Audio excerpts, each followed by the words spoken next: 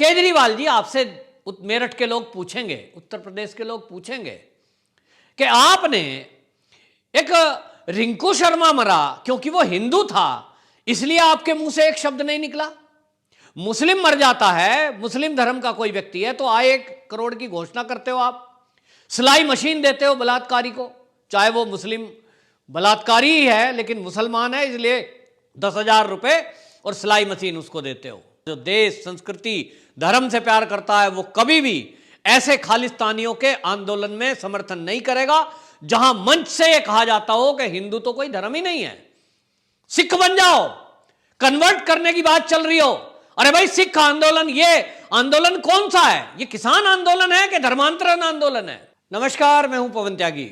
अरविंद केजरीवाल ने घोषणा की है कि वो 28 फरवरी में मेरठ में किसानों की महापंचायत करेंगे।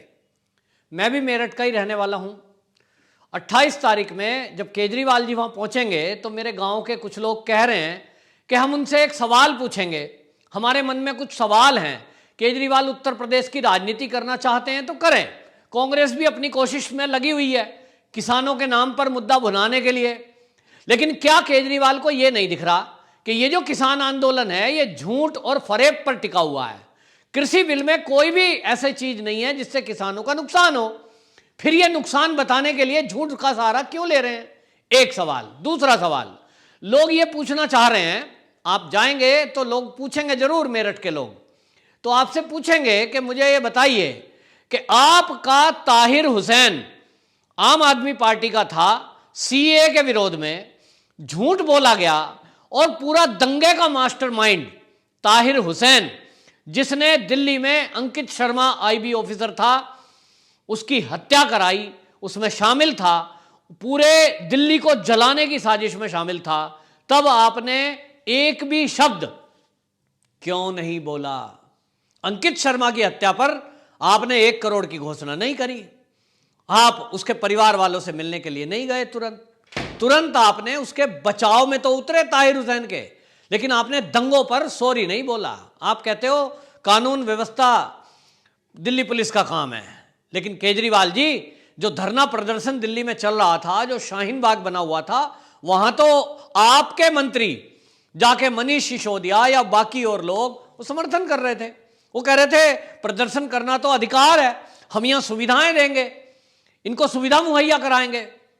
मतलब जब आग लग जाए तो आग बुझाने के लिए दिल्ली पुलिस, दंगा हो जाए तो दंगे के लिए जिम्मेदारी दिल्ली पुलिस की, और जब दंगा भड़काने की योजनाएं बन रही हों और जो लोग दंगा भड़काने की साजिश में लगे हुए हों वो आपकी पार्टी के लोग हों, तब अमातुल्ला खान जो आपका मंत्री है उसके देखरेख में सारा शाहीन बाग का आंदोलन चला, तो कराने में आप और समेटने में दिल्ली पुलिस की जिम्मेदारी। ये दोगली चाल चलते हो, इसीलिए लोग आपको एक रंग बदलने वाला जानवर कहते हैं, मैं उसका नाम नहीं लूंगा।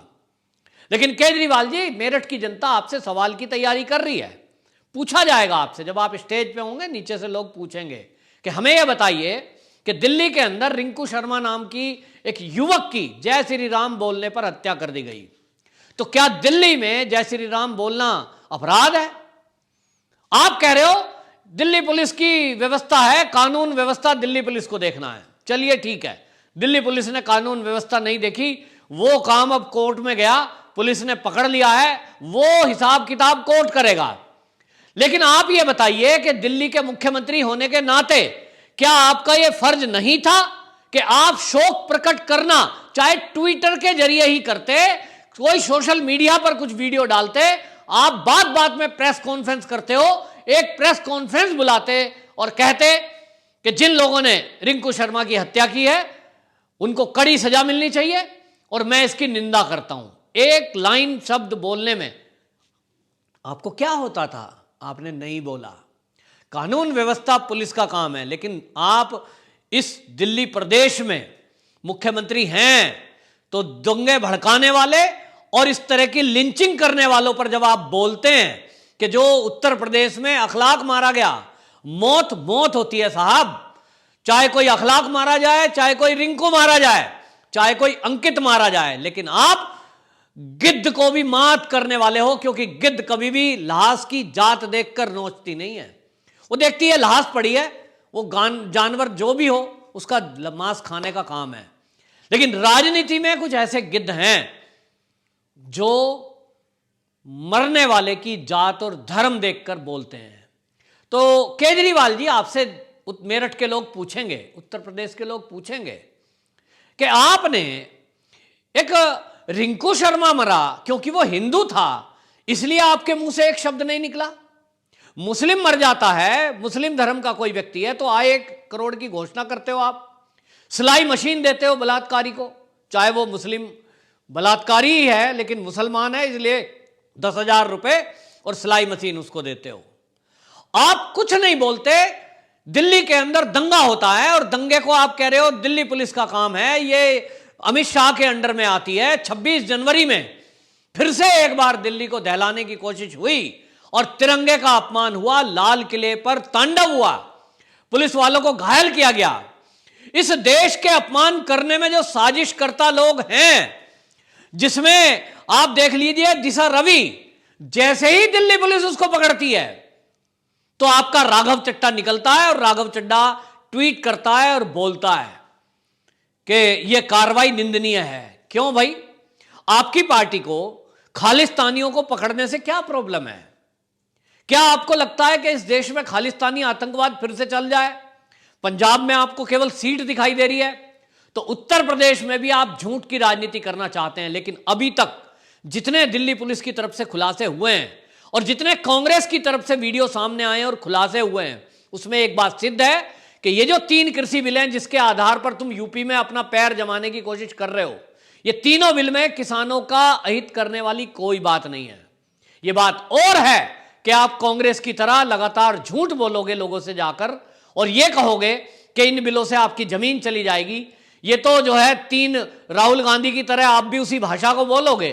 तो क्या आप राहुल गांधी कांग्रेस की बी टीम है कि दोनों ने समझौता करा है कि हम लोगों को झूठ बोलकर बड़गड़ाएंगे, भड़काएंगे, देश में दंगे कराएंगे और फिर सत्ता पे काबिज हो जाएंगे?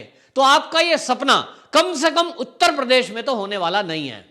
हां, आप अगर ये सोच रहे हैं कि आप लोगों को भड़काएंगे, तो मैं आपसे एक और सवाल पूछना चाहता हूं कि इसी किसान आंदोलन के नाम पर आप ही का चहेता एक हरियाणा के बहादुरगढ़ का नेता है, नामी जाट नेता है हवा सिंह, उसने बाकायदा प्रेस कॉन्फ्रेंस में बोला कि हिंदू कोई धर्म नहीं है और इसलिए सभी हिंदुओं को सिख बन जाना चाहिए।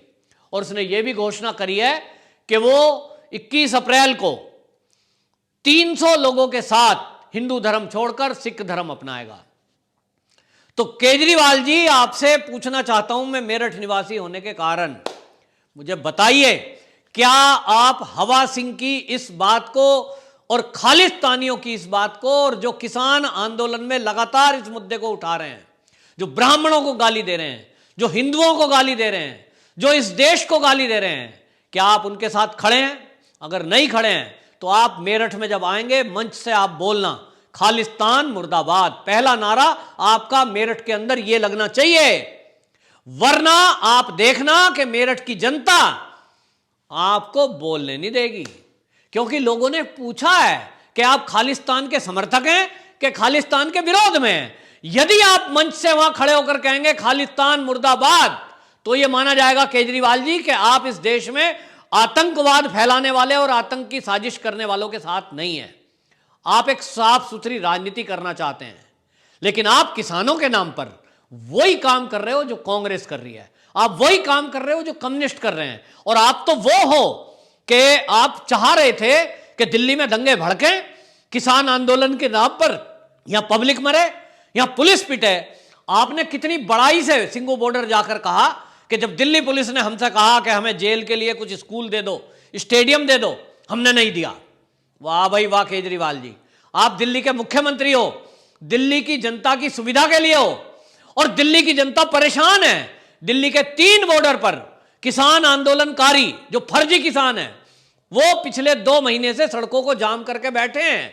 दिल्ली की जनता परेशान है, दिल्ली से जनता पलायन कर रही है, मजबूर है, क्योंकि फैक्ट्रियां बंद हैं, लोगों को परेशानियां हो रही हैं। लेकिन आप उनकी सुविधा करने के बजाय आप खालिस्तानियों की सुविधा करते हैं और मंच से बोलते हैं जाके सिंगू बॉर्डर पर माइक से कि देखा मैं आपके साथ हूं, मेरी पूरी सरकार आपके साथ है।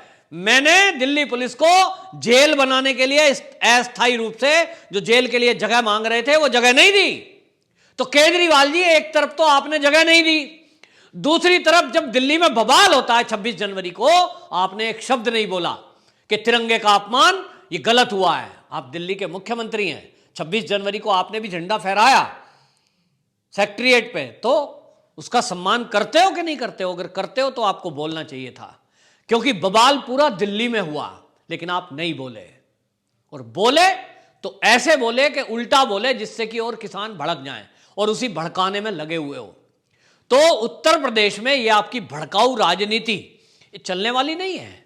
आपने दिल्ली की जनता को फ्री पानी, फ्री बिजली, फ्री वाईफाई कहकर सत्ता कब्जा ली, लेकिन यदि आप सोच रहे हो कि उत्तर प्रदेश में आप इसी तरह की अराजकता करोगे जैसा सीए के टाइम में किया, जैसा 26 जनवरी को किया, और दिल्ली की सड़कों में यदि कोई किसान के नाम पर, सीए के विरोध के नाम पर सड़कों पर बैठेगा, तब आप उनकी सुविधा के लिए खड़े हो जाओगे।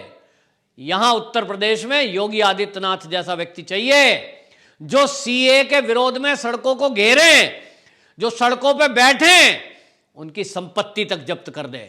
यहां ऐसा व्यक्ति चाहिए, चाहे बिजली 2 रुपए महंगी हो, लेकिन जो आतंकी गतिविधियों को चलाने के लिए सोच रहे हैं, जो जिहादी मानसिकता के लोग हैं, जो गौ माता का अपमान करते हैं और हत्या करने की सोचते हैं, जो गौ का मांस खाते हैं, ऐसे लोगों के लिए उत्तर प्रदेश में कोई जगह नहीं है। और योगी बाबा हमारे इसके लिए सख्त कानून बनाए हुए हैं, और गोपाल के रूप में वो स्थापित है इस समय कि गौ पालने वालों को पैसा दे रहे हैं, गौ पालने के लिए सुविधाएं दे रही है सरकार। लेकिन आप दिल्ली में आप क्या कर रहे हैं? आपने कोई इस तरह का काम किया है जिससे हिंदुओं को लगे कि हम सुरक्षित हैं, जिससे हिंदुओं को लगे कि सरकार हमारे साथ है? आप तो आईबी ऑफिसर की मौत पर कुछ नहीं बोले, आप रिंकू के मौत पर कुछ नहीं बोले। आपसे मिलने उसका भाई गया तो आपने उसको पुलिस में गिरफ्तार कराने की बात बोल दी, और आज किसान आंदोलन के नाम पर उत्तर प्रदेश और उत्तराखंड में अपनी राजनीति चमकाना चाहते हो। ठीक है, उत्तराखंड में भोले भाले लोग हैं, हो सकता है कि आपके झूठ पर कोई यकीन कर ले, लेकिन आज का नौजवान और आज का किसान, दोनों तरह के लोग आज समझदार हैं। कुछ मूर्ख बुद्धिहीन लोग हैं जिनको लालच हो सकता है, और वो लालच में खालिस्तानियों के इस आंदोलन में साथ खड़े हो जाएं। लेकिन देशभक्तों की टोली, देशभक्त लोग, देशभक्त किसान, और जो स्वाभिमानी किसान है, जो ना तो भंडारे की रोटी खाने में जाता है, ना फ्री की शराब के ऊपर जाता है, ना वो फ्री की बिजली और पानी के लालच में जाएगा, वो देश से प्यार करता है, वो अपनी संस्कृति से प्यार करता है। और जो देश, संस्कृति, धर्म से प्यार करता है, वो कभी भी ऐसे खालिस्तानियों के आंदोलन में समर्थन नहीं करेगा जहां मंच से यह कहा जाता हो कि हिंदू तो कोई धर्म ही नहीं है, सिख बन जाओ, कन्वर्ट करने की बात चल रही हो। अरे भाई, सिख आंदोलन, ये आंदोलन कौन सा है? ये किसान आंदोलन है कि धर्मांतरण आंदोलन है? इसमें एंगल खुलते जा रहे हैं, खालिस्तानी एंगल खुल गया है। अब किस मुंह से तुम यहां किसानों की बात कर रहे हो? दिल्ली के ऊपर बैठे हुए लोग, ये किसानों के नाम पर जो बैठे थे, ये अभी तक कह रहे थे कि हम तो किसान हैं साहब, किसानों के दुख दर्द के लिए आए हैं। तो किसानों का तो दर्द है ही नहीं। अरे तीनों बिल तुम लागू हो या मत हो, तुम्हारी मर्जी है, उसमें शामिल हो कॉन्ट्रैक्ट फार्मिंग में या मत हो। कौन कहता है आप अपनी जमीन खुद बोओ? जबरदस्ती थोड़ा ही कोई ले लेगा। लेकिन झूठ बोल करके आप राजनीति करना चाहते हो तो उत्तर प्रदेश में आपकी दाल गलने वाली नहीं है। और मेरठ में आपको बकायदा ये पता लग जाएगा कि आप जो शुरुआत करने जा रहे हो मेरठ से, वहां आपका क्या हाल होता है, क्योंकि वहां देशभक्त लोग रहते हैं।